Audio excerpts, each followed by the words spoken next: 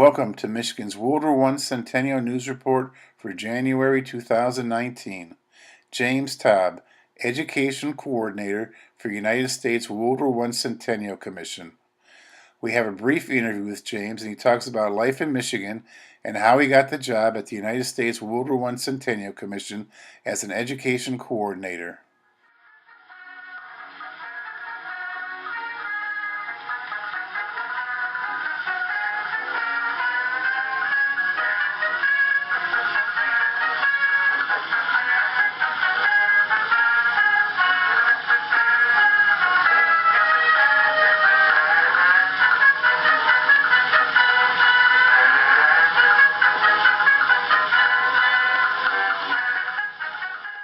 The State Report.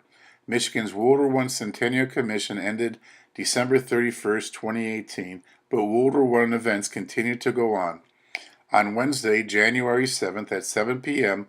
at the Dearborn Historic Museum, Matt Anderson from the Henry Ford gave a presentation on the Eagle boats.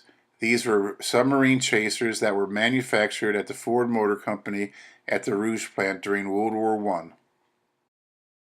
To learn more about Michigan's WW1 Centennial or find out about events going on around the state, go to ww1cc.org/Michigan for the latest information on Michigan's WW1 Centennial.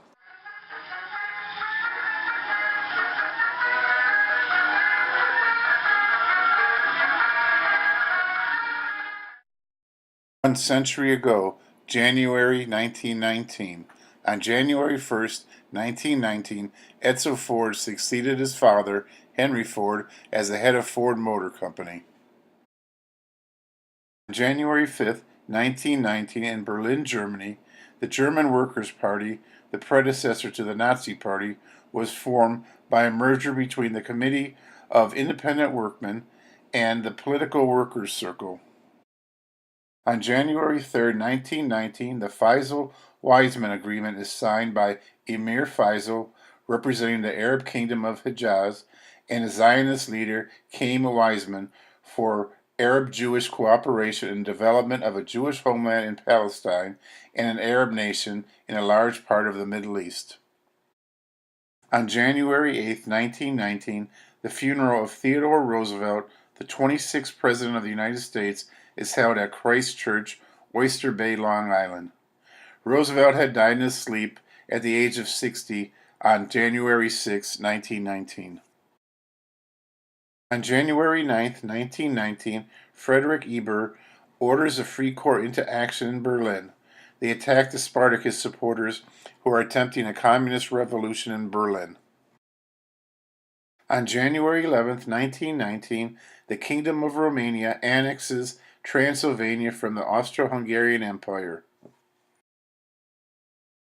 On January 13, 1919, the Spartacus uprising is over when the Workers' Council in Berlin agrees to end the general strike. On January 15, 1919, Ignatius Paderewski becomes the first premier of Poland. Besides being a statesman, he was also a concert pianist. On January 16, 1919, the 18th Amendment of the United States Constitution established a prohibition of intoxicating liquors in the United States. The amendment was proposed by Congress on December 18, 1917, and ratified by the requisite number of states on January 16th. The 18th Amendment was repealed by the 21st Amendment on December 5, 1933. On January 18, 1919, the Peace Conference in Paris opens at the Palace of Versailles in France. On January 19th through the 26th of 1919, the American North Russian Expeditionary Force fought in the Battle of Shumkurst. About 1,100 Allied soldiers fought 3,000 Bolsheviks. The Americans had about 200 soldiers involved. 27 of those were killed in action. The American North Russian Expeditionary Force of about 5,000 soldiers was made up mostly of soldiers from Michigan who trained at Camp Custer and would have been part of the 85th Division. On the other side of the world, in Vladivostok, Russia, The 27th and 31st Infantry Regiments of the United States Army were protecting the Trans-Siberian Railway. On January 21st, 1919, Irish Militant Nationalist Party, Sinn Féin, creates its own parliament in Dublin and declares Ireland independent of Great Britain, sparking the Irish War of Independence. On January 25th, 1919, the League of Nations is founded in Paris, France.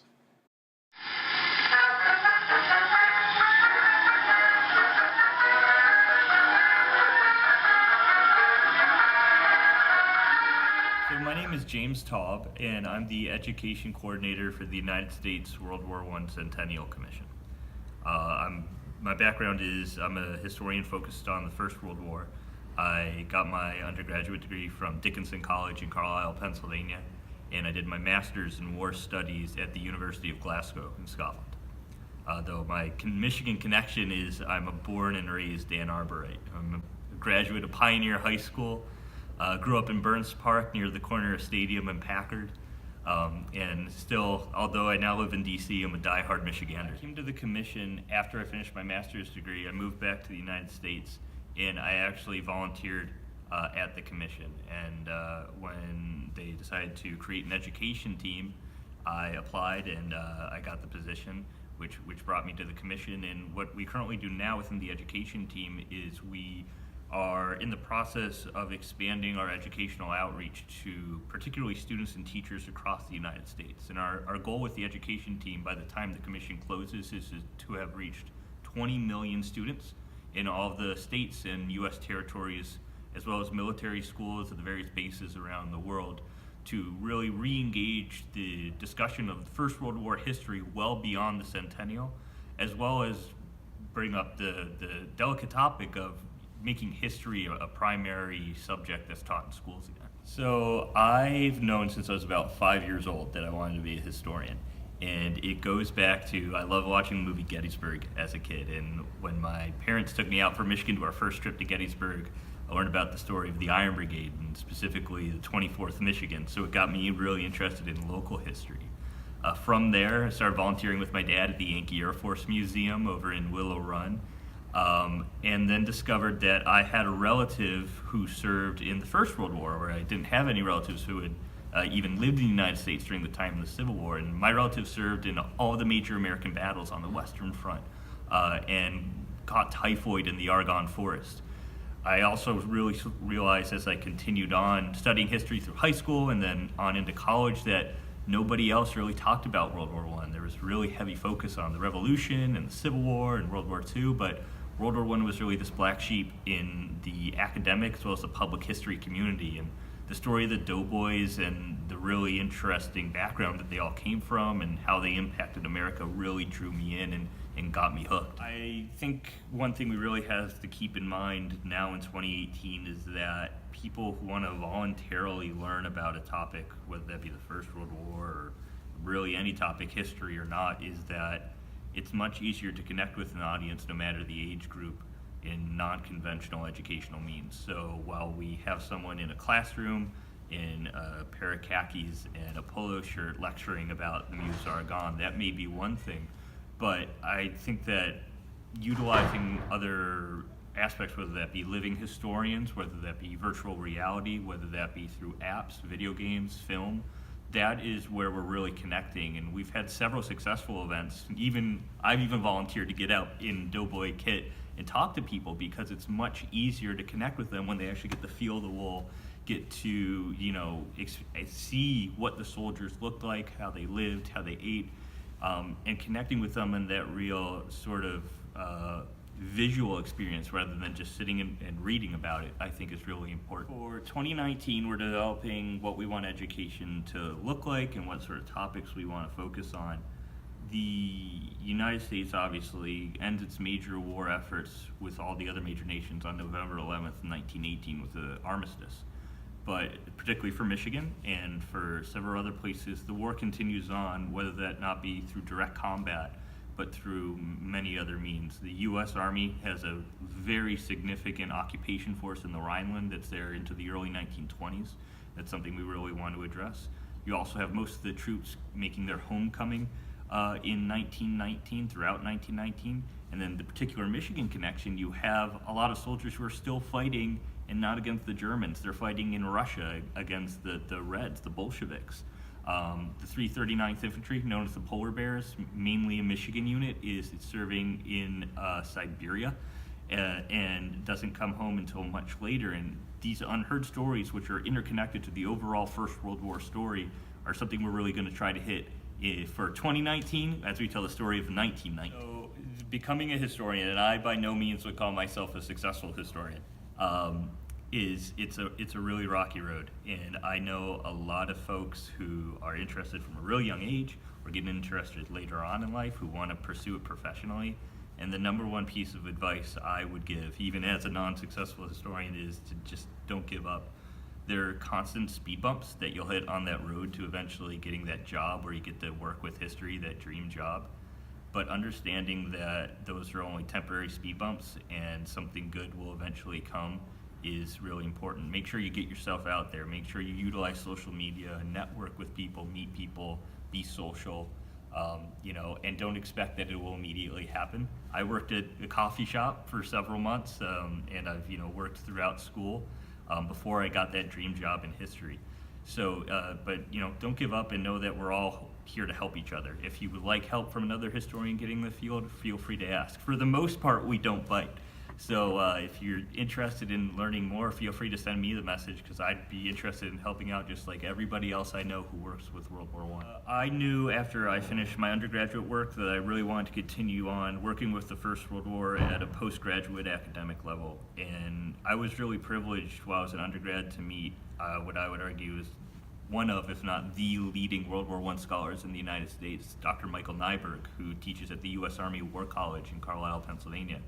And he actually recommended me to the program that I attended for my master's degree at the University of Glasgow in Scotland. And one of the things that I very quickly realized is being overseas gave me a much stronger opportunity to work with World War I academically, because there really isn't the funding or the attention being paid to not only the First World War, but military history in general among academics in the United States.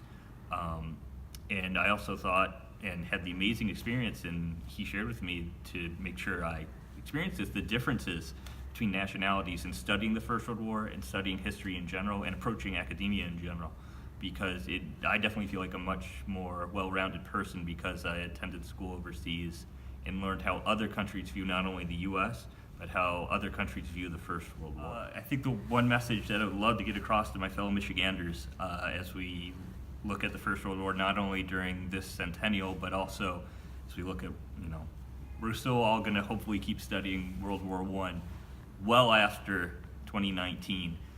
But remember that we really love to focus on our impact in the American Civil War and our impact in the Second World War, but the World War I generation equally deserves our attention and our respect, and remembering those doughboys who served in, for example, the 125th, 126th Infantry and the 32nd Division, those people working at the aircraft plants in Grand Rapids or at the Ford plants in Detroit, those women suffragettes campaigning in Detroit and Ann Arbor and Lansing, those African Americans who served in various units while in a time when there was not equal treatment throughout the United States, as well as those Native Americans from the Upper Peninsula, northern Michigan who served, all deserve to be remembered. And now is the time, not only during the centennial, but after as well, to really reapproach and rethink the impact that the Michiganders who lived and served during the First World War era had on us today and continue to have. Where I am and enjoying the success that I've enjoyed,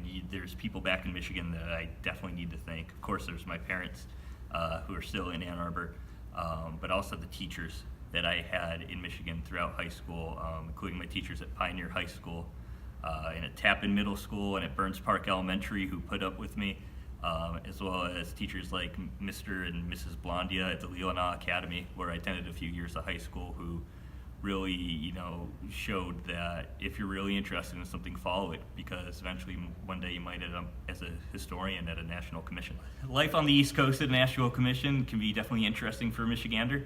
I still do force myself to say pop wherever I go. I will never refer to it as soda. I do hopefully plan to return to Michigan at some point. I do continue to visit and see my friends back home. But wherever I go, whether that's studying abroad or living on the East Coast working with World War I, or if I move to the moon, there will always be a really strong attachment to the state of Michigan for me. And I don't see that leaving at any point soon.